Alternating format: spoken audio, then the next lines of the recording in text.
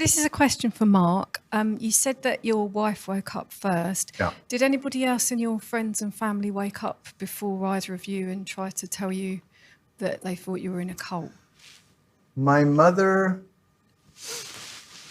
always thought there was a problem, but my mom was like, "Oh, he's my son. I love him. Okay, it's his journey." She didn't like him, Ranieri, but she loved the community. Because the one thing about these cults is they do build amazing communities. I met some of the best people in my life there. I mean, I met seekers. I met people that wanted to better themselves. Those are pretty good people. So my mom was very attached to the community, but my wife woke up, I would say, 6 months before I did. And it was a long play to try to get me to see what was going on. Just wanted to follow up on what you said. It was your mother, it was your wife. Looking here at the audience, its majority are women. Yeah.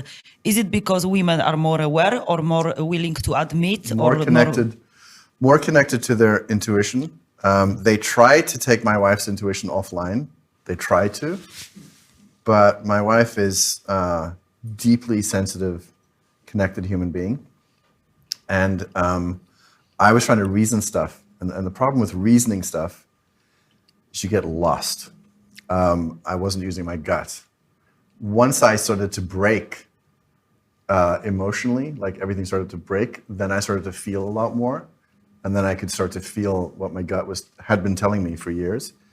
But my wife's gut was screaming at her. Like, I'll give you an example. There was one of the women that had been around the longest. She was progressively getting sicker and sicker, and she died. Now, we believe that he killed her, but we couldn't prove it. We tried. When the celebration for her life was happening, my wife went there, got a terrible, terrible migraine, had a complete emotional meltdown, which she didn't understand what it was. And she just said to me, something really, really bad is going on. But she didn't have the cognition yet of what it was, but her body was screaming.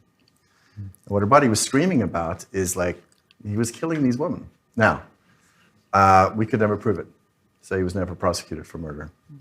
So here, would you say that there are more women at such conferences than men because women are more intuitive, or why? Because there are more abuse, like more men are NPD than women, and it's why women are mostly at the conferences. I don't know if more men are NPD, and I think it plays differently. I do believe that women have fostered intuition and deeper feelings.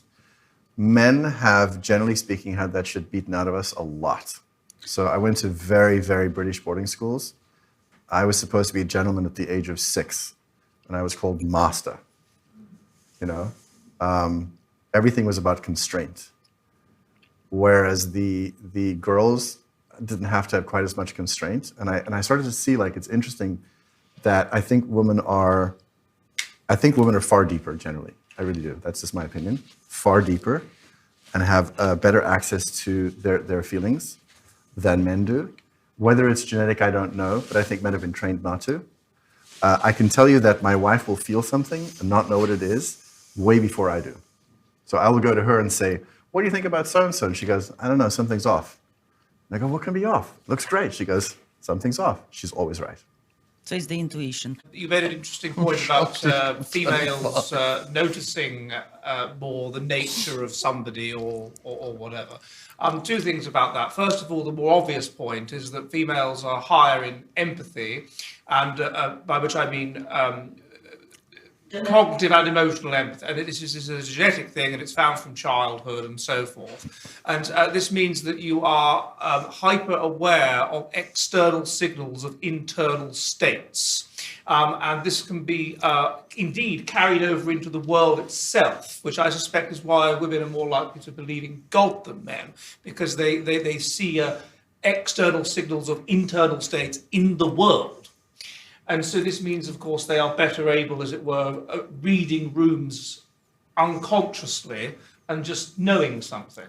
Secondly, I wrote a book some years ago called How to Judge People by What They Look Like. And what we find, it was basically a meta-analysis of all the studies of this, and what are you laughing about? I just said you're such a progressive. So you give people neutral faces or bodies neutral, and then there are correlations between certain facial markers and personality traits, the big five, which you mentioned earlier, and intelligence. So psychological traits, and they correlate with body type, they correlate with face type, whatever. Women are better than men, not that much better, but they are better than men at correctly judging from someone's face how intelligent they are or what kind of personality they have. So that would again be consistent with intuitive ability to read through whether someone was a psychopath or all that sort of thing. And there's many studies on this. The psychopathic face has subtle differences, subtle morphological differences from controls. Even eyebrows in narcissists some research indicates you can have narcissistic eyebrows